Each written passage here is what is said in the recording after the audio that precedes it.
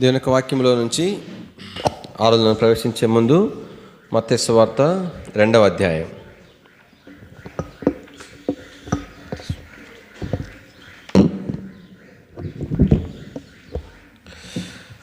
మత్తయి సువార్త 2వ అధ్యాయము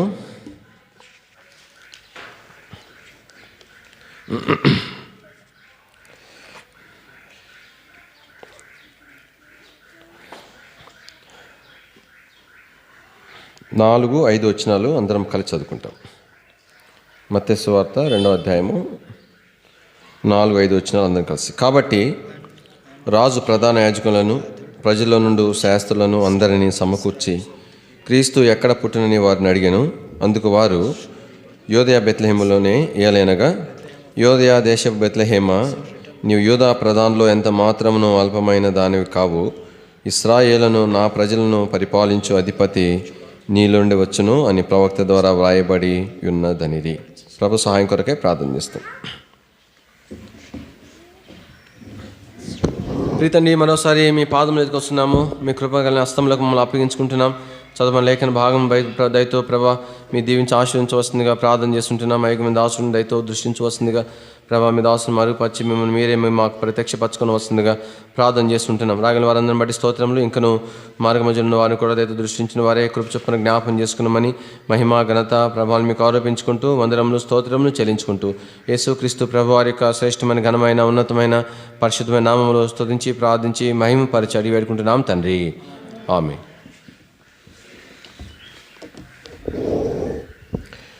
దేవుని యొక్క వాక్యంలో యేసుప్రభువారు జన్మించిన దినాలలో కూర్చున్న ప్రవచనాలు ఈ దినాలలో ఆరాధన సమయంలో కొంతమేర మనం జ్ఞాపకం చేసుకుంటూ వస్తుంటున్నాం. ఈ భాగంలో బెత్లెహేమును గురించి మనకు జ్ఞాపకం చేయబడింది. యేసుప్రభువారు జన్మించిన తర్వాత జ్ఞానులు యూదుల రాజు కాబట్టి రాజభవనంలో జన్మించాడని అనుకొని హేరోదు ఎదుగు పోయిన సందర్భంలో మరి ఎక్కడ జన్మిస్తాడు అనేటువంటిది ఆ దినాలలో శాస్త్రులు పరిశీలన అడిగినప్పుడు వారు చూచి ఈ మాట చెప్పినారు. మీకా గ్రంథంలో రాయబడిన ఈ మాటను గురించి చెప్పినారు. యేసుప్రభు వారి యొక్క మెస్సియాగా రావాల్సిన యేసుప్రభు యూదా బెత్లెహేములోనే జన్మిస్తాడు అని వారు చెప్పినారు. కానీ ఆ ప్రవచనం అనేటువంటిది యేసుప్రభు ద్వారా నెరవేర్చబడిందిగా మనం చూస్తూ ఉంటున్నాం. ఇక బెత్లెహేము గురించి జ్ఞాపం చేస్తున్నప్పుడు కొన్ని తలంపులు క్లుప్తంగా ఆరాధన కొరకై అవసరత కొరకై కొన్ని మాటలు జ్ఞాపం చేసుకుందాము. దీని వాక్యంలో 5వ వచనంలో, యోధా దేశ బెత్లెహేమ, నీవు యోధా ప్రధానుల్లో ఎంత మాత్రమును అల్పమైన దానవు కావు. వాస్తవానికి ఈ బెత్లెహేము అనేటువంటిది ఒక చిన్న గ్రామమే, అయితే అల్పమైనదే. అయితే అల్పమైన దానివి కాదు. ఎందుకు అల్పమైన దాని కాదంటే అది యేసుప్రభు వారు జన్మించినాడు కాబట్టి అది అల్పమైందిగా ఎంచబడకుండా పోయింది. వాస్తవానికి అల్పమైందే కానీ అది అల్పమైందిగా ఎంచబడలేదు. ఎందుకోసం ఎంచబడలేదంటే యేసు ప్రభువారు అక్కడ జన్మించినాడు కాబట్టి, బెత్లెహేములో జన్మించినాడు కాబట్టి అలాగున ఎంచబడలేదు. దీని యొక్క వాక్యంలో మనకు జ్ఞాపం చేసుకుంటూ వచ్చినప్పుడు కాబట్టి మనం ఒకప్పుడు అల్పులైనటువంటి వారం, అల్పమైన వారం. బెత్లెహేం అంటే పెద్ద ఏదో పేరు ప్రఖ్యాతులైనటువంటి పట్టణం ఏమి కాదు. కొంత బెత్లెహేంకి వచ్చిన కొంత మరి ప్రాధాన్యతలు 1-2 స్థలంలో రాయబడినప్పటికీ కూడా దాన్ని మించిన గ్రామాలు ఎన్నో ఉంటున్నాయి, ఎన్నో పట్టణాలు ఉంటున్నాయి, పెద్ద పెద్ద నగరాలు ఉంటున్నాయి. అయితే దేవుడు ఏర్పాటు చేసిన స్థలం బెత్లెహేం అనేటువంటిది ప్రభు ఏర్పాటు చేసుకున్నాడు. వాస్తవానికి ఈ యొక్క బెత్లెహేం ఎలాంటిదంటే మరి భౌతికంగా చూస్తే, మానవ దృష్టితో చూస్తే అది అల్పమైనటువంటి పట్టణముగా జ్ఞాపం చేయబడతా ఉంది. ఒకప్పుడు మనం కూడా ఎలాంటి వారం చెప్పండి? అల్పులు అయినటువంటి వారం. మన జీవితము ఎంతో అల్పమైంది. అందుకే కీర్తనాకారుడు తను రాస్తూ అంటాడు, 39వ కీర్తనలో 39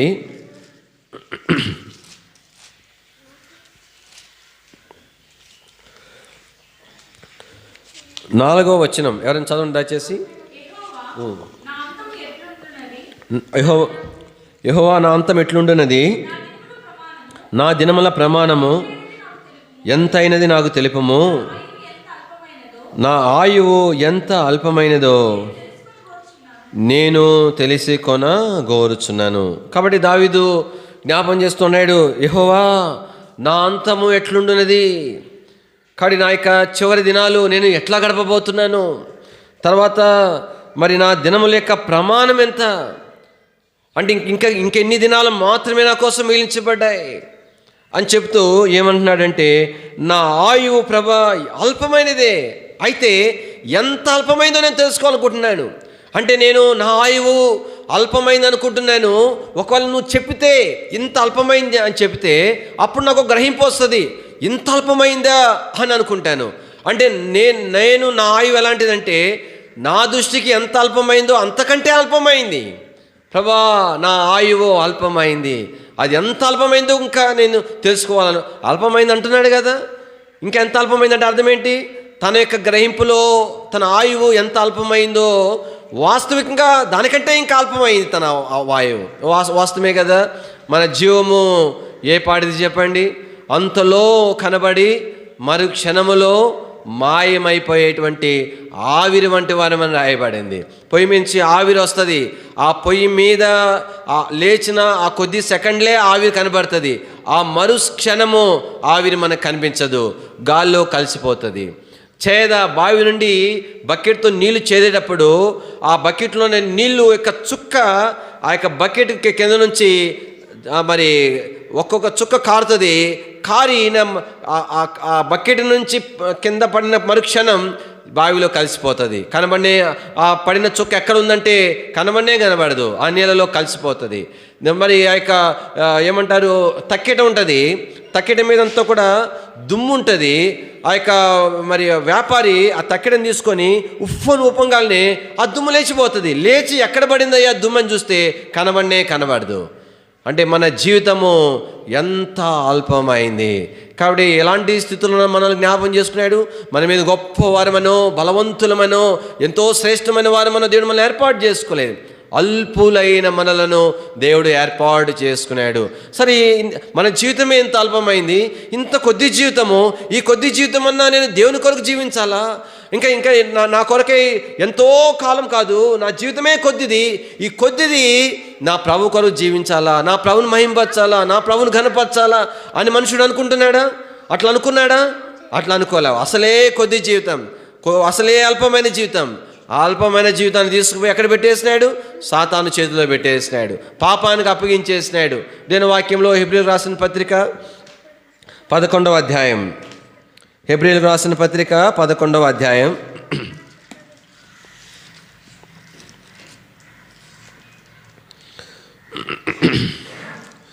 24-25 వచనాలు కలిసి ఉన్నాయి, నేను చూద్దాం, గమనించండి.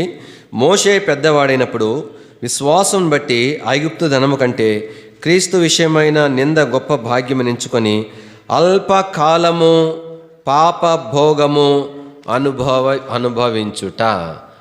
ఏం కాలం అంటే చెప్పండి? ఉండేదే అల్పకాలం, కొంచెం కాలం. ఆ కొంచెము కాలం మనుషుడు ఏం చేస్తున్నాడంట చెప్పండి? పాపాన్ని అనుభవిస్తూ ఉన్నాడు. పాపముకు వచ్చిన భోగం అంటే సుఖము, అంటే ఎంతో దాంట్లో సంతోషము ఉన్నట్టు కనబడుతుంది, సుఖం ఉన్నట్టు కనబడుతుంది. నాశనమునకు నడిపించేటువంటి సుఖం అది. తలంపు ఏంటంటే మనుషుడు అల్పుడే. ఈ అల్పమైన జీవితం నన్ను సృష్టించిన దేవుడు నాంతనే సృష్టించుకోలేదు కదా, నా తల్లి గర్భంలో నాంతటి నేను నిర్మించుకోలేదు కదా.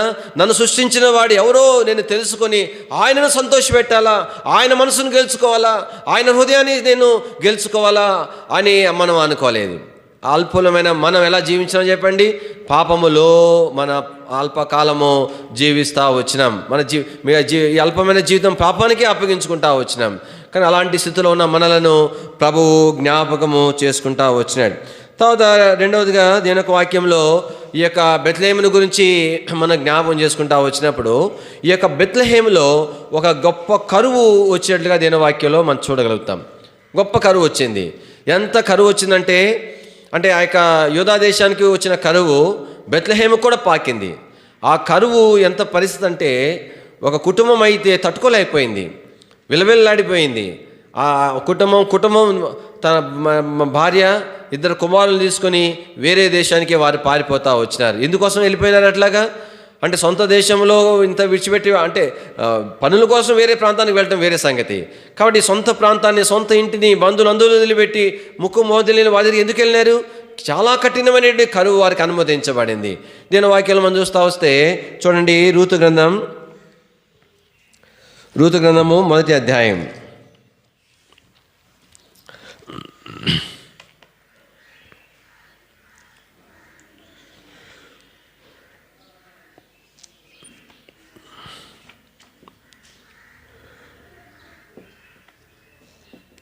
దయచేసి మొదటి వచనం. న్యాయాధిపతులు ఏలిన దినములందు దేశములో కరువు కలుగగా యూదా బెత్లెహేము నుండి ఒక మనుషుడు తన భార్యను తన 2 కుమారులను వెంటబెట్టుకొని మోయాబు దేశమున కాపురం ఉండుటకు వెళ్ళెను. కానీ యూదా దేశంలో ఏమొచ్చిందంట చెప్పండి? కరువు వచ్చింది. బెత్లెహేము నుంచి వీరు వెళ్ళిపోయినారు. కానీ ఎందుకు ఈ కరువు వచ్చింది? ఈ కరువు రావడం గల పరిస్థితి ఏంటి? ఎందుకు దేవుడు అనుమతించినాడు కరువు? అంటే దేవుని ప్రజల జీవితాల్లో ఏది కూడా ఊరకనే దేవుడు అనుమతించాడు. ఆ విషయం మనం ప్రక్కన పెడితే ఈ ప్రత్యేకంగా ఆ దినాలలో యూదా దేశంలో వచ్చిన కరువు రావడానికి గల కారణం ఏంటంటే, ఒక పేజీ మనం వెనక్కి తీపితే న్యాయాధిపతులు 5వ అధ్యాయము 5వ వచనం చదవండి ఒకరు. ఆ దినములలో ఇశ్రాయేలుకు రాజు లేడు, ప్రతి వాడును తన ఇష్టానుసారముగా. కాబట్టి ఎందుకు కరువు వచ్చింది? ప్రతి వాడు తన ఇష్టానుసారంగా నడుచుకోవడానికి ప్రారంభించినారు. ఎందుకంటే రాజు లేడు. ఎవరికి జవాబు చెప్పాల్సిన అవసరంలే, ఎవరికి భయపడాల్సిన అవసరంలే, ఎవరికి వచ్చినటువంటి భయం లేనే లేదు. ఎవరి ఇష్టానుసారంగా వాళ్ళు నడుచుకుంటా వచ్చినారు. ఆ కారణాన్ని బట్టే దేవుడు కరువు అనుమతించినాడు. ఇష్టానుసారంగా ఆ దినాలలో వారు ఎంత ఇష్టానుసారంగా నడుచుకుంటా వచ్చినారంటే, మీకా అనేటువంటి ఒక మనుషుడు ఉన్నాడు. ఈ మీకా అనేటువంటి మనుషుడు వాళ్ళ అమ్మ ఉంది. వాళ్ళ అమ్మ ఏం చెప్పిందంటే, అయ్యా నా దగ్గర కొన్ని వెండి నాణ్యాలు ఉన్నాయి, దాదాపు 500 వెండి నాణ్యాలు ఉన్నాయి, కాబట్టి అవి తీసుకో అని చెప్పింది అనమాట. అవి తీసుకో దేవుని కొరకు ఇవ్వాలనుకున్నానంటే, ఈ మీకా అనేటువంటి ఏం చేశాడంటే వాళ్ళమ్మతో చెప్పినాడు, అమ్మ నువ్వు తీసుకోమన్నావు కదా తీసుకుంటున్నానంటే, అప్పుడు వాళ్ళ అమ్మ ఏమందంటే, దేవుడు నిన్ను దీవించును గాకయ్యా అంది. మంచిది, బాగానే ఉంది. తీసుకున్న తర్వాత మళ్ళీ ఆ రోకలు తీసి వాళ్ళ అమ్మకి ఇచ్చినాడు. ఆమె ఏం చేసిందంటే వాటిని యెహోవాకు ప్రతిష్ఠించింది. యెహోవాకు ప్రతిష్ఠించింది కదా, యెహోవాకు ప్రతిష్ఠించి వాటిలో ఒక 200 వెండి నాణ్యాలు తీసి ఒక దేవతా స్తంభం చేసుకుంది. అదేంటి అది? ఇప్పుడు దేవుని పేరు మీద ప్రతిష్ఠిస్తేవి అవి దేవునికే అని అంటివి, మళ్ళీ వాటిలో తీసి మరి అట్లా ఒక పోత వేయబడిన ఒక బొమ్మను విగ్రహాన్ని ఎట్లా చేస్తావు? ఒక విగ్రహాన్ని చేసిన తర్వాత ఏం చేసిందంటే వాళ్ళ కొడుకు ఇచ్చింది. వాళ్ళ కొడుకు ఏం చేసినాడు, అబ్బా ఇది బాగుందని చెప్పి వాళ్ళ ఇంటిలోనే ఒక మందిరాన్ని కట్టుకున్నాడు. వాళ్ళ ఇంట్లోనే ఒక మందిరంలాగా ఒకటి ఏర్పాటు చేసుకున్నాడు. అది ఎట్లాగా? దేవుడు పాత నిబంధనలో ఏం చెప్పినాడు? నేను ఏర్పాటు చేసిన స్థలానికే, యెరూషలేమునికే మీరు వెళ్ళాలని చెప్పినాడు కదా. ఇంకెక్కడ కూడా అన్యజనుల్లాగా ఎక్కడ పడితే అక్కడ పచ్చని ప్రతి చెట్టు కింద మీరు ఆరాధన చేయకూడదని చెప్పినాడు కదా. కట్టేసుకున్నాడు. కట్టుకున్న తర్వాత ఏం చేసినాడు, వాళ్ళమ్మ చేసిన పోత విగ్రహం దాన్ని ఆడ పెట్టినాడు. ఇప్పుడు దేవుని చిత్తం కనుక్కోవాలా, ఏఫోదు కావాలంటే ఆ ఏఫోదు వస్తువే కదా, తయారు చేయలేమా ఏంటి? ఎట్లుంటుందంటే అది వాడెవడో క్రికెట్లోనే ఆడు గెలుచుకుని కప్పు తీసుకున్నాడంట. నా బోటోడు చూస్తే ఎవరే నువ్వు కప్పు తెచ్చుకుంటావా, నీకు మించిన కప్పు తెచ్చుకుంటా అని చెప్పి ఇంకో కప్పు కొనుక్కున్నాడు. ఇది ఒకటేనా చెప్పండి? కష్టపడి ఆటలాడి గెలుచుకున్న కప్పు అది, నేను కొనుక్కొని తెచ్చుకుని ఒక కప్పు. ఇది ఏమన్నా సంబంధం ఉంటుంది దీనికి? అంతకంటే పెద్ద కప్పు కొనుక్కున్న డబ్బులు పెట్టుకొని దీనివల్ల ఏం ఘనత ఉంటుంది? ఏఫోదు దేవుడు ఏర్పాటు చేసింది, దేవుని మందిరంలో ఉండేటువంటిది, దాని ద్వారా దేవుని చిత్తం కనుక్కోవాలా. అట్లాంటి ఒకటి చేసుకుంటే దేవుని చిత్తం కనుక్కోగలుగుతామా? ఒక ఏఫోదు తయారు చేసుకున్నాడు. తర్వాత ఇంకా కొన్ని పోత విగ్రహాలు చేసినాడు. ఇప్పుడు ఎవరు కావాలా? ఇప్పుడు పాస్టర్ గారు కావాలా? అదేముంది, మంచి చేతిలో పనే కదా, దాని ఏముంది? అరే రారా ఇట్రారా అని చెప్పి 2 కొడుకులు పిలిచినాడు. అరే నేను ఇప్పటి నుంచి నేను అభిషేకిస్తున్నాను, నువ్వు పాస్టర్ అని చెప్పేసినాడు. మరి ఎంత బాగుంది. ఇంకా వాళ్ళ కొడుకు వాళ్ళ నాయనకి యాజకుడు అయిపోయినాడు. అంటే ఏంది, ఎంత ఇష్టానుసారమో చూడండి. ఒకదానికి ఒకటి పొంతనుండదు, సంబంధం ఉండదు. ఇట్లా చేయొచ్చునా చేయకూడదా అనేటువంటిది ఉండనే ఉండదు, ఆలోచన ఉండదు. బుద్ధి పుట్టింది చేసేసినాను అంతే. నన్ను అడిగేవాడు ఎవడున్నాడు? నేను ఎవరు జవాబు చెప్పాలా అన్నట్లుగా అన్నమాట. సరే తీరా ఇంత చేసి కొడుకుని పెట్టుకొని ఆ మందిరం పెట్టుకొని ఆ మందిరంలో ఒక విగ్రహం పెట్టుకొని ఇంకా చక్కగా దేవుని యొక్క సేవ బ్రహ్మాండంగా జరిగించుకుంటూ ఉండేటప్పటికి ఇంకో మనుషుడు బెత్లెహేము నుండి బయలుదేరాడంటే ఈయన మహానుభావుడు. ఈయనలో ఇంకా స్పెషాలిటీ ఉంది. ఈయన లేవీడు కూడా, అంటే యాజకులు యొక్క సంతానానికి చెందినవాడు అనమాట లేవీడు. ఈయన ఏం చేసినాడు, ఈయన బయలుదేరినాడు. ఎందుకు బయలుదేరినాడు? సేవ చేయడం. ఎక్కడ సేవ చేయాలా? మందసమున స్థలంలోకి వచ్చి అక్కడ సేవ చేయాలా? అంటే ఆ రోజు రాజు లేడు కదా, తమ తమ ఇష్టానుసారం నడుచుకునే దినాలు కాబట్టి ఎంత ఇష్టమైపోయిందంటే ఈ అయ్యగారు బయలుదేరినారనమాట టూరిస్ట్ లాగా. ఎందుకు? సేవ చేయడానికి. ఎక్కడ చేయడానికి? ఎక్కడ వీలైతే ఆడు చేద్దామని పోయినాడు. పోయి ఎవరింటికి వచ్చినాడు? మీకా ఇంటికి వచ్చినాడు. అబ్బా చూడండి, దేవుని చిత్తం ఎట్ట బయలుపడిద్దో చూడండి. మీకా ఎంత సంతోషపడిపోయి ఉంటాడు. దేవుడు ఎంత గొప్పవాడు, ఎంత ఆశ్చర్యకరుడు. మా అమ్మ ఏంది, రోకలేంటి, దేవుని ప్రతిష్ఠించడం ఏంటి, వాడు ప్రతిమ చేయటం ఏంటి, నా కొడుకే యాజకుడు అవటం ఏంటి, నేను దేవుని ఒక మందిరం కట్టేయడం ఏంటి, ఇంత కట్టించిన నా దగ్గరికి దేవుడే లేవిని పంపించినాడే, అబ్బా ఎంత సంగతి అని చెప్పి ఒప్పందం కుదిరించుకున్నాడు. జీతం ఏమని జీతం? నాయన నీకు నెలకి సంవత్సరానికి ఒక 10 కాసులు ఇస్తాను, ఫుడ్ ఫ్రీ, ఉచిత భోజనము, రూము ఫ్రీ, ఇంకా ఖర్చు లేదు. రూమ్ ఇచ్చి భోజనం పెడితే ఇంకేం ఖర్చు ఉంటుంది చెప్పండి? కాదు, బట్టలు ఖర్చు అయింది కాబట్టి సంవత్సరం ఒక జత బట్టలు కొనిస్తా. అబ్బా వీనికి సంతోషం అయిపోయింది, ఎంత సంతోషం అయిపోయి. ఈ మనుషుడు ఎట్లాంటి వాడంటే అసలు ఆ సేవ చేసిన ఈ లేవీయుడు సేవ చేసినాడంట. ఎంత సేవ చేసినాడంటే అబ్బా అసలు ఆయనకు కొడుకులాగా ఉన్నాడంట. అసలు కొడుకు అసలు ఎంత అన్యోన్యంగా. ఎందుకు? వాడిని ఏమన్నా అంటే వాడిని జోలి పోతే ఏమన్నంటే ఉద్యోగం పోతుంది, జీతం పోతుంది. దీనికోసమే వచ్చినాడు ఈ మనుషుడు. ఎత్తుకుంటా ఇంక పోగొట్టుకుంటాడా చెప్పండి? శుభ్రంగా అంత అనుకూలంగా, అన్న ఎట్లన్నా మీకు అన్న ఏం చేయమంటారన్నా, ఎట్ట చేయమంటారన్నా, మీరు ఎట్ట చెప్తే అట్ట అంటే అబ్బా ఎంతమంది లేవీడనైనా, ఎంత మంచి యాజకుడినైనా, అబ్బా దేవుడు ఎంత మంచి మాకు పాస్టర్ని సేవకుడిని ఇచ్చాడని చెప్పి ఆయన మురిసిపోతా. ఇద్దరు అసలు కొడుకులు ఎట్ట పోయినారు, వీళ్ళిద్దరు తండ్రి కొడుకులాగా ఉండిపోయినారంట. ఈ మనుషుడు ఇంకో సందర్భంలో మరి యుద్ధానికి వెళ్ళేటప్పుడు ఇక్కడికి వచ్చి దేవుని చిత్తంగా అనుకోమంటే బ్రహ్మాండంగా కనుక్కున్నాడు. మీకు విజయం వస్తుంటే నిజంగా విజయం వచ్చేసింది. అబ్బా ఎంత మంచి సేవ కదండి. నువ్వు నేను ఎట్ట చెప్తాము? ఆయన దేవుడు ఏర్పాటు చేసుకోలేదు, ఏ దేవుడు ఏర్పాటు చేసుకోకపోతే మీకు అంత సమర్పించుకొని ఇంట్లో మందిరం కట్టి మరి 200 ఒక ప్రతిమని చేసి ప్రతిష్ఠించి కొడుకునే యాజకుడుగా ఆయన అభిషేకించి మరి అట్లాంటి ఇంటికి దేవుడు లేవి గోత్రికును పంపిస్తాడా? అట్లాంటి ఇంటికి దేవుడే పంపించి ఇంత చక్కగా సేవ చేస్తుంటే, ఆయన ఇంట్లో సేవ జరుగుతూ ఉంటే ఎంత అసలు ఎవరైనా నీ బోటో నా బోటో అంటే చూసిన 4 తిడతారు. నీ ఏమైనా తలకాయ ఉందా, కనబట్టలేదా, కళ్ళు కనబట్టలేదా? దేవుడు ఎంత అద్భుతంగా అన్నీ కూడా చక్కబచ్చి చేసినాడు.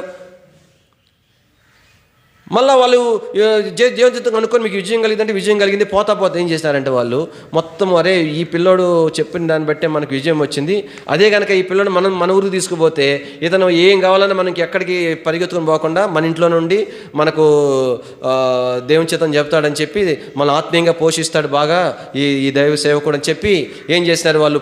పోతా ఈ సైన్యం వచ్చి ఆ గృహ దేవతలు అన్ని సంకన పెట్టుకొని పోతున్నారు. పోతుంటే మీకా ఏమన్నాడు? ఏంది పని ఇట్లా ఏంటంటే నోరు తెరిచిన వాళ్ళు చంపేస్తామన్నారు. వాళ్ళు యుద్ధాన్ని పోయేవాళ్ళు కదా, కత్తులన్నీ ఉన్నాయి వాళ్ళ దగ్గర, చంపేస్తామన్నారు. ఇప్పుడు అవన్నీ ఎందుకు చెప్తున్నానంటే కాబట్టి బెత్లెహేమ్ అనేది ఒకటి అల్పమైనటువంటి స్థితిలో ఉన్నటువంటి మనల్ని రక్షించినాడు. రెండవది ఎలాంటి స్థితిలో ఉన్నాం కాబట్టి తమ ఇష్టానుసారంగా ఒకప్పుడు ప్రభు నెరగినప్పుడు అదే మన అనుభవం. వినటానికి నవ్వు అనిపించవచ్చు, విచిత్రంగా ఉండవచ్చు. ఒకప్పుడు మనం ప్రభు నెరక ముందు మన జీవితం ఏది వాళ్ళు అన్నారు, నువ్వు కనుక మాతో నోరు మూసుకో, నోటి మీద చేసుకో, ఏ మాట్లాడొద్దు, నువ్వు మాతో వచ్చినావంటే నీకు ఎంత జీతం ఇచ్చినారో అంతకంటే ఎక్కువ జీతం ఇస్తాను. కానీ ఈయనకి ఎంత హృదయంలో అంటే ఏమైపోయిందంట, అబ్బా ఎంత సంతోషం అయిపోయిందంట. రండి 17వ అధ్యాయము, న్యాయాధిపతులు 17వ అధ్యాయం 3వ వచనం చదవండి.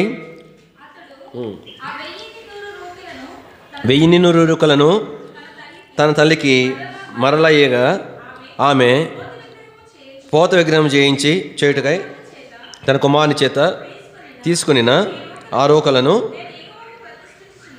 కాబట్టి ప్రతిష్ఠించిందేమో యెహోవాకు, చేసిందేమో పోత విగ్రహం. తర్వాత రండి ఈ మీక 5వ వచనం.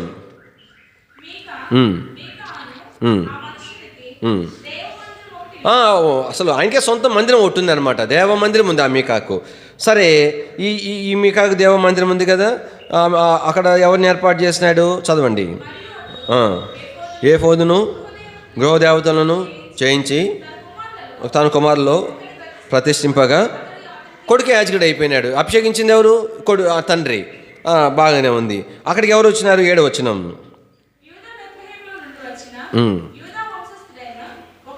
యవనస్తుడు ఉండేను, అతను లేవీడు. ఎక్కడికి వచ్చినాడు? 8వ వచనం చివరిలో మీకా ఇంటికి వచ్చినాడు. కాబట్టి అక్కడ మీకా ఏం చెప్పినాడు? 10వ వచనం. మీకా నాకు తండ్రిగాను యాజకుడిగా ఉండుము.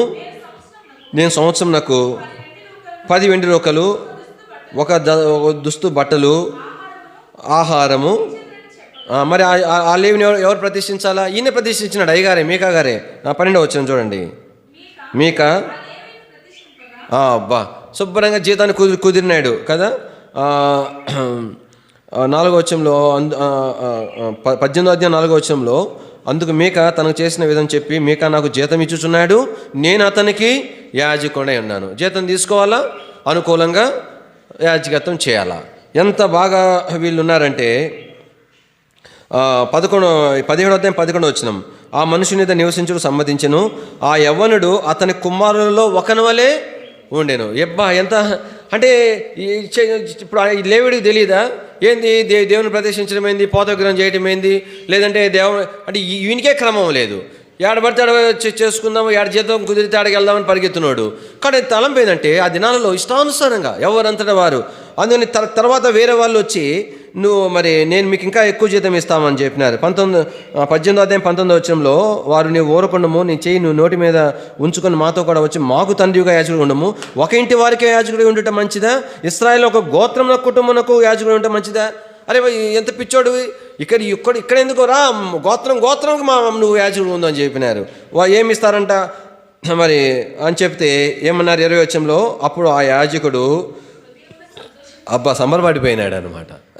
సంబరపడిపోయినాడు. జీతం ఇస్తే చాలు, నేను మీ జోలు రాను, మీరు నా జోలు రావాల్సిన అవసరం కూడా ఉండదు.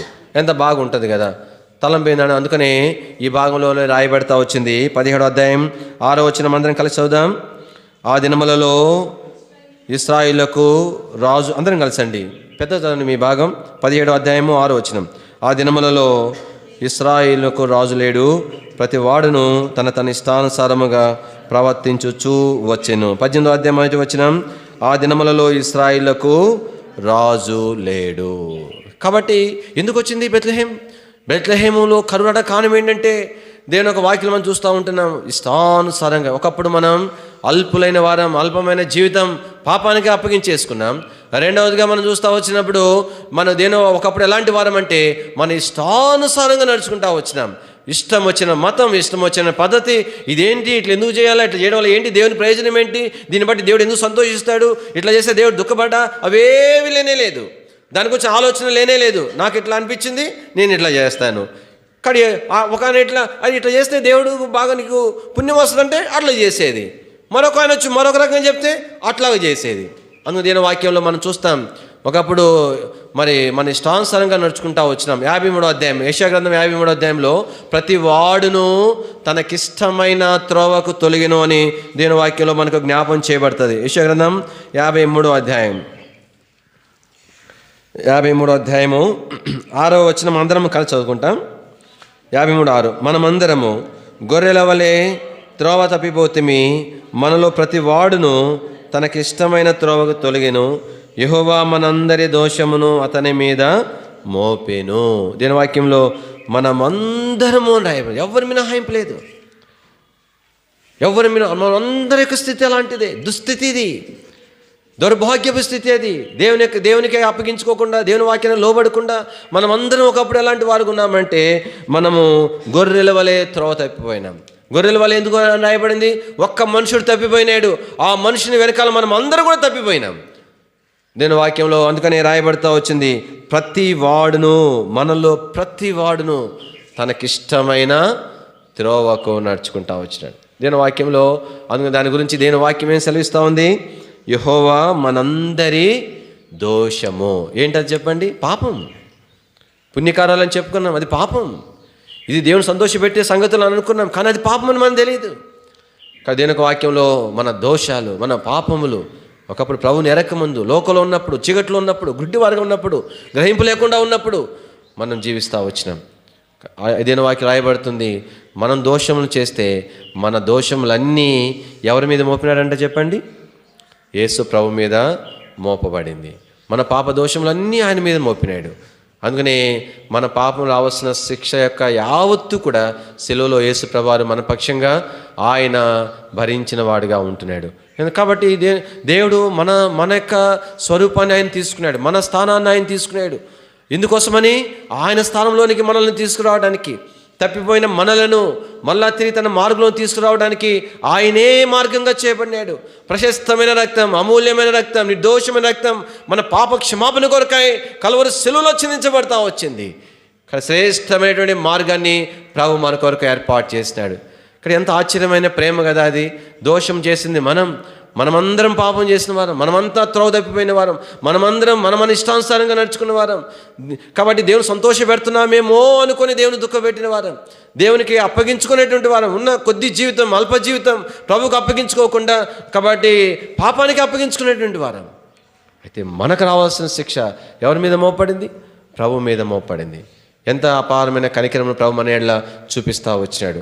అందుకనే ఆయన పాపిగా చేయబడ్డాడు. పాట కూడా ఉంది కదా, పాపమెరుగని ప్రభు నీ కొరకు, పాపమెరుగని ప్రభు నీ కొరకు, పాపముగను చేయబడెను, పాపముగను చేయబడెను, శాపగ్రాహియయే సిలువలో, శాపగ్రాహియయే సిలువలో పరుగిడి రమ్ము, శాపగ్రాహియయే సిలువలో, శాపగ్రాహియయే సిలువలో పరుగిడి రమ్ము. ప్రేమతో యేసు పిలుచుచున్నాడు రమ్ము, ప్రేమతో యేసు పిలుచుచున్నాడు.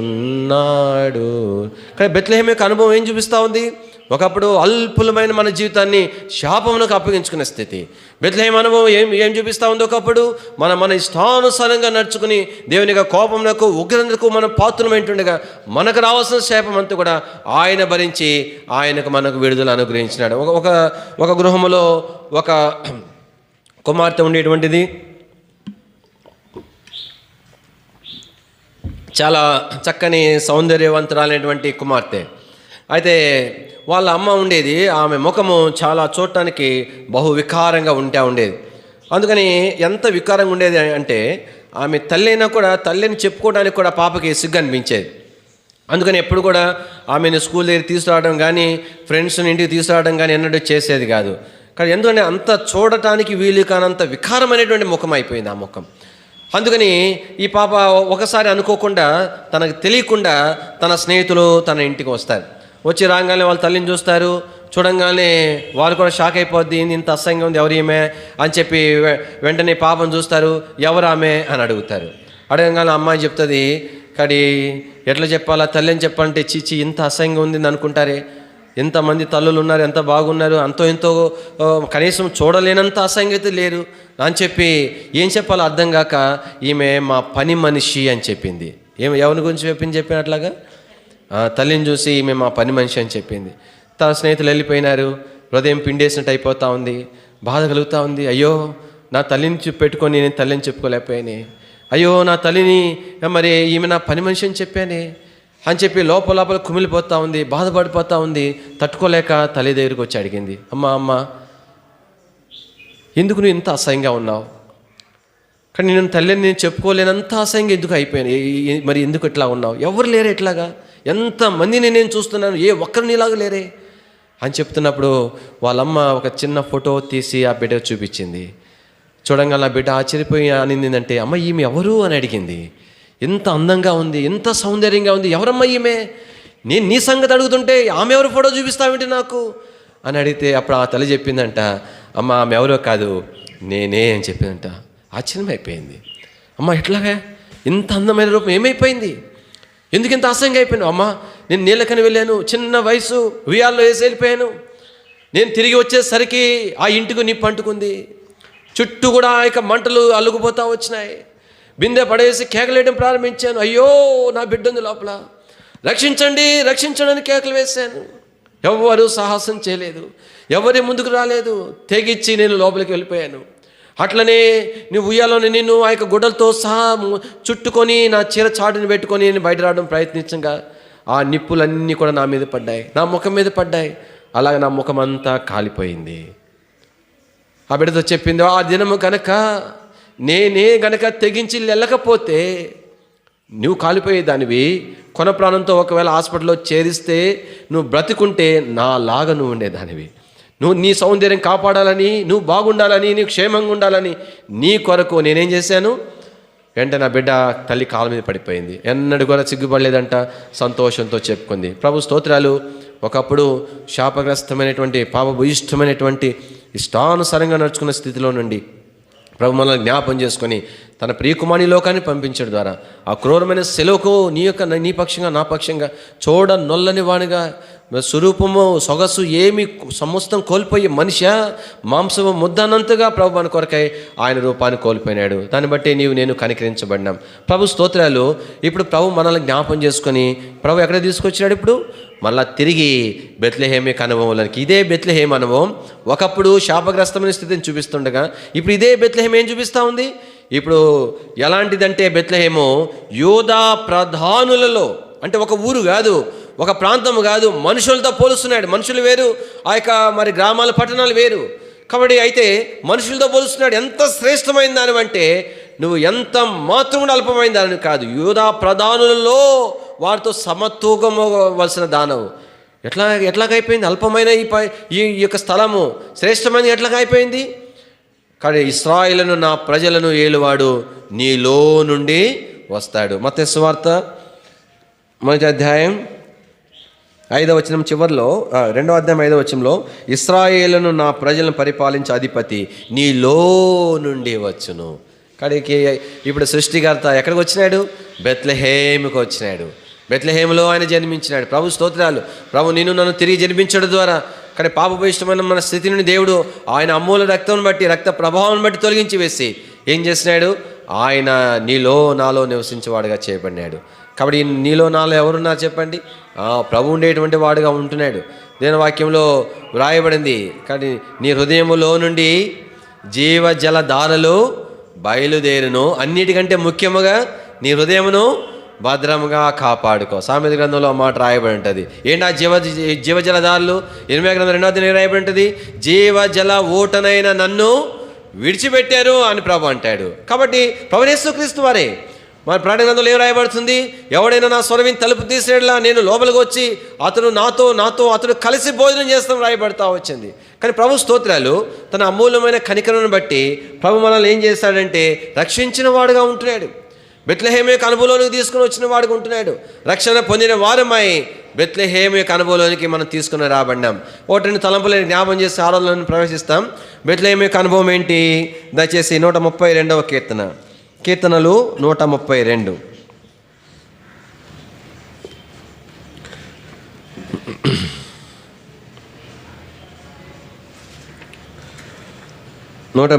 కీర్తన 6వ వచనం. అది ఎఫ్రతాలో ఉన్నదని మేము వింటిమి, యాయీరు పొరములో అది దొరికెను. ఎఫ్రతా అంటే ఏంటి అర్థము? బెత్లెహేము అని అర్థం. ఆదికాండము 48వ అధ్యాయం. ఈ భాగం ఇట్లానే పెట్టుకోండి, మళ్ళీ ఇక్కడికి వస్తాము. ఆదికాండము 48వ అధ్యాయము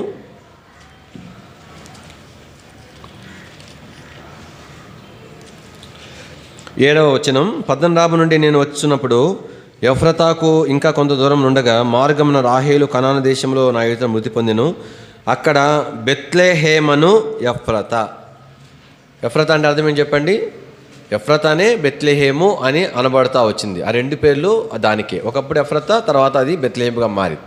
దేని ఒక వాక్యంలో ఇక బెత్లెహేము యొక్క అనుభవంలో మనం చూస్తూ ఉన్నప్పుడు తిరిగి రండి 132వ కీర్తనలో 3-5 వచనాలు కలిసి ఉన్నాయి. యాకోబు యొక్క బలిష్ఠునికి మొక్కుబడి చేసిన ఎట్లనగా, యెహోవాకు నేను ఒక స్థలము చూచు వరకు, యాకోబు యొక్క బలిష్ఠునికి ఒక నివాస స్థలము నేను చూచు వరకు. దేని వాక్యంలో మనం చూస్తున్నాం, యాకోబు యొక్క బలిష్ఠునికి ఒక నివాస స్థలము. కానీ బెత్లెహేము ఏం చూపిస్తూ ఉంది? కానీ యాకోబు బలిష్ఠుని యొక్క నివాస స్థలము, దేవాతి దేవుడు ఆయన నివసించేటువంటి స్థలం, సర్వ సృష్టి ఆది సంభూతుడైన వాడు నివసించేటువంటి స్థలం. కాబట్టి ఏదైనా వాక్యంలో మనం చూస్తూ ఉన్నాము, అది ఎక్కడుందంటే ఎఫ్రతాలో ఉందని మేము విన్నామంటున్నాడు. కాబట్టి మొట్టమొదటిగా మనం ఆరాధించవలసిన నియమం ఏంటంటే, ప్రభువు మనల్ని రక్షించడం ద్వారా ఎక్కడ తీసుకొని వచ్చినాడు? ఆయన నివసించే స్థలమునకు ప్రభు మనల్ని తీసుకొని వచ్చినాడు. ఎవరైనా? యాకోబు యొక్క బలిష్ఠుడు ఆయన. కానీ భూమి ఆకాశం సృజించిన వాడు, అక్కడ మనము భయపడవలసిన వాడు, మనము మహిమపరచవలసిన వాడు. దేని వాక్యంలో మనము గడగడగా వనకవలసినటువంటి ప్రభు. దేని వాక్యం రాయబడింది? ఆయన సన్నిధిని వనకుడి, గడగడా వణుకుచు సంతోషించుడి అని రాయబడతా ఉంటుంది. దేని వాక్యంలో ఆ తూర్పు దేశపు జ్ఞానులు ఎక్కడికి వచ్చినారు? చిన్న శిశువును ఎలా వారు చూసినారు? రాజాతి రాజుగా చూసినారు, ప్రభువులో ప్రభువుగా సింహాసనాసీనుడు వానిగా చూసినాడు. కానీ ఆ శిశువు చిన్న బిడ్డగా వాళ్ళు చూడలేదు, మేము ఎత్తుకొని ఆడిచి ముద్దాడి అలా చూడలేదు. ఆయన సృష్టికర్త, కన్ను దృష్టికి సామాన్యమైన వాడు కనబడతా వచ్చినాడు. కానీ అయితే వారు ఎరిగింది ఏంటంటే ఆయన రాజులకు రాజు అని ఎరిగినారు. కాబట్టే వారు ఆయన మీద సాగిలపడ్డారు, వారు ఆయనను ఆరాధించినారు, ఆయన దేవుడని అంగీకరించినారు, రాజుని అంగీకరించినారు, ఆయన ఘనపరిచినారు. నేను వాక్యం మొట్టమొదటి కారణం ఏంటంటే ప్రభు బెత్లెహేము యొక్క అనుభవం ఏంటంటే ఆయన ప్రభు యేసుక్రీస్తు వారి యొక్క నివాస స్థలముగా మనము చూస్తూ ఉంటున్నాం. రెండవ మాట జ్ఞాపం చేయబడతా ఉంది 132వ కీర్తన 7వ వచనం. ఆయన నివాస స్థలమునకు పోదం రండి, ఆయన పాదపీఠము ఎదుట సాగిలపడుదుము రండి. కాబట్టి ఒకటేమో మరి బలిష్ఠుని యొక్క నివాస స్థలం, రెండవదిగా ఆయన పాదపీఠం అది. కాబట్టి ఆయన పాదపీఠం ఎదుట సాగిలపడుదుము రండి. మూడవదిగా మనకు జ్ఞాపం చేయబడతా ఉంది, దయచేసి 9వ వచనం అందరం కలిసి చూద్దాం. 132:9 బిగ్గరగా చదవండి. నీ యాజకులు నీతిని వస్త్రం వలె ధరించుకుందురుగాక, నీ భక్తులు ఉత్సాహగానము చేయుదురుగాక. కాబట్టి యాజకులు ఉండేటువంటి స్థలం, దేవుని యొక్క ప్రజలు ఉండేటువంటి స్థలం, ఆయన యొక్క భక్తులు ఉండేటువంటి స్థలం, రక్షణ పొందిన వారు ఉండేటువంటి స్థలం అది. ప్రభు స్తోత్రాలు. ప్రభు నిన్ను నన్ను రక్షించి ఆయన పాదపీఠం ఉండే స్థలానికి, యాకోబు యొక్క బలిష్ఠుడు నివాస స్థలంలో మనం తీసుకుని వచ్చినాడు. రెండవదిగా మనం చూస్తూ వచ్చినప్పుడు ఎక్కడికి వచ్చినాం? మనం రక్షణ పొందిన ఆయన ప్రజలున్న స్థలానికి మనం వచ్చినాం. అందుకని ఆ యాజకులు గురించి రాయబడింది. 16వ వచనం చదవండి. దాని యాజకులకు ఏమి ఇచ్చినాడంటే ఆ యాజకులకు దేవుడు చెప్పండి, రక్షణని ఇచ్చినాడు, వస్త్రంగా ఇచ్చినాడు. కానీ ప్రభు స్తోత్రాలు, ఒకప్పుడు మహిమ వస్త్రాలు కోల్పోయినాం మనం. దేవుని దిగంబరులుగా ఉన్న మనలను జ్ఞాపం చేసుకొని ఆయన ప్రజలుగా, ఆయన భక్తులుగా, ఆయన యాజకులుగా చేసుకొని ఆయన మందిరంలో చేర్చి మనకేమి ఇచ్చినాడు? ఆయన రక్షణ వస్త్రముగా ప్రభు అనుగ్రహించినాడు. దాన్ని బట్టి మనం ప్రభుని ఆరాధించవలసిన వారిగా ఉంటున్నాం. అందుకని దీని వాక్యంలో రాయబడింది కదా, రాజులైన యాజక సమూహము. కాబట్టి దీని వాక్యంలో ఇది రెండవదిగా మనం చూస్తున్నాం. మూడవదిగా దీని వాక్యంలో నుంచి 11వ వచనం నేను చదువుతాను, గమనించండి. నీ గర్భఫలము నీ రాజ్యం మీద నేను నియమింతును, నీ కుమారులు నా నిబంధన గైకొని ఎడల నేను వారికి బోధించు నా శాసనము వారు అనుసరించిన ఎడల. నేను వారికి బోధించు శాసనములు. బెత్లెహేము ఏం చూపిస్తూ ఉంది? ఒకటి, బలిష్ఠుడు యాకోబు బలిష్ఠుడు నివాస స్థలము, ఆయన పాదపీఠము. రెండవదిగా దేవుని సేవించేటువంటి, ప్రభువును ఆరాధించేటువంటి ఆ యాజకులైనటువంటి ఆయన భక్తులు, ఆయన ప్రజలైనటువంటి వారు ఉన్నటువంటి స్థలము. మూడవదిగా మనం చూస్తూ ఉంటున్నాం, దేవుని యొక్క వాక్యము, శాస్త్రములు వారికి బోధించబడేటువంటి స్థలం బెత్లెహేము. కాబట్టి అందుకని దేవుని యొక్క బెత్లెహేముకు ఉన్నటువంటి ఇంకో పేరు కూడా ఏదంటే, బెత్లెహేము అనే పేరుకు అర్థం ఏంటంటే అక్కడ రొట్టెల ఇల్లు అనే అర్థం.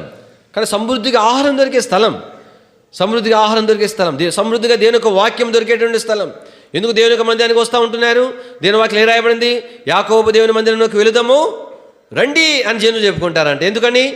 ఆయన తన మార్గం విషయం మనకు బోధించును, మనము ఆయన త్రోవలలో నడుచుకుందాం. కాబట్టి దేవుని యొక్క వాక్యము మనకు బోధించబడే స్థలం, ఆత్మీయమైన ఆహారము దొరికే స్థలం, సమృద్ధిగా దొరికే స్థలం. దేవుని వాక్యంలో మనం చూసినప్పుడు ఎంత సమృద్ధి బెత్లెహేములో ఉండేటువంటిదంటే, సరే ఆ సమృద్ధిపై కరువు వచ్చింది అనుకోండి, దేవుడు మళ్ళీ కనికరించి మొదటి సమృద్ధి ఇచ్చినాడు వారికి. ఎంత సమృద్ధి ఇచ్చినాడు? అసలే అప్పుడే కరువు పోయిన దినాలు అవి. దేవుడు కనికరించినాడు, సమృద్ధిగా పంట పండింది. ఎంత సమృద్ధిగా పంట పండిందంటే వాళ్ళ కరువులో ఉన్నటువంటి నష్టం అంతా పూడిపోయింది. పరిగె అంటారు. పరిగంటే రైతులు పొలం పంట తీసుకెళ్లేటప్పుడు జారి కింద పడిపోయేటువంటి గింజలు ఏరుకోకూడదు. పాత నిబంధనలో ధర్మశాస్త్రంలో ప్రభు చెప్పినాడు, ఎందుకంటే మీ దేశంలో ఉన్నటువంటి పేదలైన వారు, పరదేశులైన వారికి ఆహారం ఉండటానికి దాన్ని వదిలిపెట్టేయాలని చెప్పినాడు. ఆ పరిగంటే ఎంత ఉంటుంది? పరిగెరుకొని మాకు తెలుసు అనమాట. ఇక మినుములు అవి కోసినప్పుడు అక్కడ అవన్నీ ఏరుకొని వస్తారు. ఒక 10 మంది అట్లా వెళ్తారు. ఒక్కొక్కరికి అన్నీ దొరుకుతాయి. పేదోళ్ళకి అవి ఎక్కువే. రాళ్ళు రప్పలు ఉంటే అవన్నీ చేసుకొని శుభ్రం చేసుకొని వాడుకుంటారు. అవి బయట కొనుక్కోవాలంటే మరి 300, 400, 500 అవుతాయి. అయితే అలాగ సంపాదించుకుంటారు. అంటే ఆహారాన్ని పోగు చేసుకుంటారు. ఎంత సమృద్ధిగా దేవుడు వారికి ఇచ్చినాడు. బెత్లెహేములో ఒక ఆమె వచ్చింది, మోయాబు దేశాన్ని నుండి వచ్చిన ఆమె. మరి ఈయన బోయజు చెప్పినాడు, ఏమని చెప్పినాడు? మీరు పరిగెరుకునేటప్పుడు మీ వెనకాల ఆమె ఏరుకుంటూ ఉంటుంది. అంటే పరిగె ఎట్లుంటుందంటే, ఒక ముందు ఏరుకుంటుంటే వాడిని కనబడింది, వాడు వదిలిపెట్టింది వెనకాల ఏరుకునేది. మరి వెనకాల ఎందుకు ఏరుకోవాలా? ఇంకో చోట ఏరుకోవచ్చు అంటే అన్ని స్థలాల్లో కూడా ఏరుకుంటూ ఉన్నారు. కానీ ఈమె ఎక్కడో చోట ఏరుకోవాలి కాబట్టి అక్కడ ఏరుకుంటూ ఉంది. పరిగనేదే కొంచెము, అది ఎవరైనా వదిలిపెడతారా? ఆయన అన్నాడు, మీరు ఆ ఏరుకోవడానికి వదిలిపెట్టేసేయమన్నాడు. అదేమన్నా మీరు ఏరుకోండి శుభ్రంగా, మరి కొంచెమన్నా వదిలిపెట్టకపోతే ఏం బాగుంటుంది? ఏదో వేరే దేశం మన దేశానికి వచ్చిందంట అని చెప్తే వేరే సంగతి. ఈ మనుషుడు ఏమన్నాడు తెలిసిన? గుప్పులు వదిలేసేసాడు అని చెప్పినాడు. ఎంత వదిలేయమన్నాడు? గుప్పుళ్ళు. అంటే గుప్పులు మరి వీళ్ళు అనాలి కదా. అయ్యా అది ఎట్లాగే, అది అసలే పరిగా, మేము అసలే పేదోళ్ళము, మేము ఏరుకుంటేనే మాకు ఇంత వస్తాయి, ఏదో 10 రోజులు ఆహారానికి వచ్చేదా, ఆమెకు వదిలిపెడితే మాకెట్లా గుప్పులు వదిలిపెట్టి ఇంక అంతకాడికి మాకేముంటుంది అని అనలేదు వాళ్ళు. అంటే అర్థం ఏంటి? ఆ పరిగే అంత విస్తారంగా ఉంది. అంటే గుప్పుడు వదిలిపెట్టినా కూడా వీళ్ళు సమృద్ధిగా అంటే ఆ పంట ఎంత పండి ఉంటుంది చూడండి. అంటే బెత్లెహేము అనే మాట ఏం చూపిస్తుందంటే సమృద్ధి అయిన స్థలం, దేవుని యొక్క వాక్యము దొరికేటువంటి స్థలం, దేవుని యొక్క ప్రజలు ఉండేటువంటి స్థలం. రండి, రూతు గ్రంథం మొదటి అధ్యాయము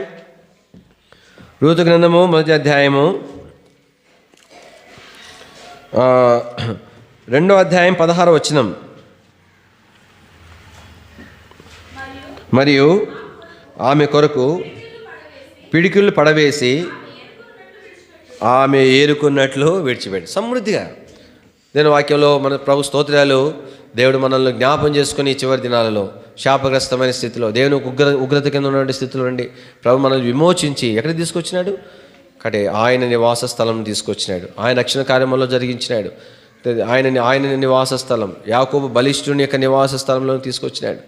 అందుమాదిరే కాదు, కాబట్టి ఆయన పాదపీఠం ఉన్న స్థలాన్ని తీసుకొచ్చినాడు. కాబట్టి మనం సాగిలపడి ఆయన్ను ఆరాధించవలసిన వారమే. రెండవదిగా మనం చూస్తున్నాం, ఎక్కడ తీసుకొచ్చినాడు ఆయన మనలను? దేవుని యొక్క ప్రజలలోనికి తీసుకుని వచ్చినాడు. ఎంత దేవుని యొక్క ప్రజలు అంటే ఎవరు? యాజకులైనటువంటి దేవుని యొక్క ప్రజలు, భక్తులైనటువంటి ఆయన యొక్క ప్రజలు, రక్షణ వస్త్రముగా ధరించుకునేటువంటి దేవుని ప్రజల మధ్యలో తీసుకొచ్చాడు. మూడవదిగా మనం చూస్తూ వచ్చినాం, అక్కడ ఏమున్నది చెప్పండి? బెత్లెహేములో ఇప్పుడు సమృద్ధి అయిన ఆహారం, రొట్టెలు ఉండేటువంటి స్థలము. ఎంత సమృద్ధి అయిన ఆహారం అంటే, ఈ మాట చదువుకొని మనం ఆరాధన ప్రవేశిస్తాం. 136వ కీర్తనలో, 136వ కీర్తన 15వ వచనం. 132. దాని ఆహారమును నిండారుగా దీవించదును బీదలను. కాబట్టి ఆహారం నిండారుగా దీవించబడతా ఉంది. ఎంతగా అంటే సంతృప్తి చెందినంతగా, బీదలకు కూడా సమృద్ధిగా దొరికినంతగా సమృద్ధి ఆహారం. ప్రభు స్తోత్రాలు. మనం ప్రభుని ఎలాంటి స్థితిలో నుండి మనం ఉన్నటువంటి వారం ప్రభు కనికరించి ఇలాంటి అనుభవంలోనికి మనల్ని నడిపించినట్టు జ్ఞాపం చేసుకున్న వారమై వాక్యాన్ని ఆరాధన చేసుకొని క్లుప్తంగా ప్రభుని ఆరాధిస్తాం. దానికంటే ముందుగా ఒక పాట పాడుకుంటాం.